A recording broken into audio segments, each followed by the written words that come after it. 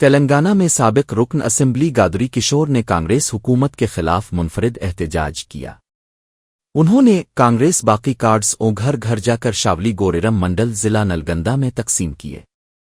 इस मुहिम का मकसद कांग्रेस हुकूमत के वदा खिलाफियों को उजागर करना है। किशोर के साथ बीआरएस पार्टी के रहनुमा भी इस मुहिम में शरीक हुए। अवाम को ऐसे कार्ड दिए गए जो जाहिर करते हैं कि कांग्रेस अवाम की मकरूज है। ये मुहिम सियासी हलकों में खासी तवज्जो का मरकज बन गई है। किशोर ने इल्जाम लगाया कि कांग्रेस ने राय दहिंदगान के एतमाद को तोड़ा है। उन्होंने मुतालबा किया कि हुकूमत अपने तमाम इंतखाबी वादे पूरे करे। बीआरएस रहनुमा ने कहा कि एहतजाज अवामी मसाइल के हल तक जारी रहेगा। इलाका मकीनों ने इस मुहिम की हिमायत करते हुए कहा कि ये अवामी हकीकत को जाहिर करती है।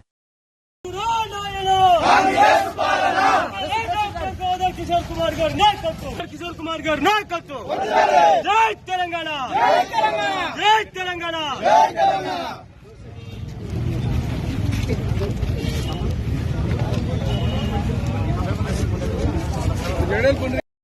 మోసపూరితమైనటువంటి మాటలతోని అబద్ధపు హామీలతోని 6 గ్యారెంటీలతోని 420 దొంగ ప్రభుత్వం 420 హామీలు ఇచ్చి ప్రజలను మోసం చేస్తూ ప్రభుత్వంలోకి వచ్చింది కాబట్టి వారు ఇచ్చినటువంటి 6 గ్యారెంటీలను అది గ్యారెంటీ కార్డు పేరుతో ప్రజలను మోసం చేసి అది గ్యారెంటీ కార్డు కాదు।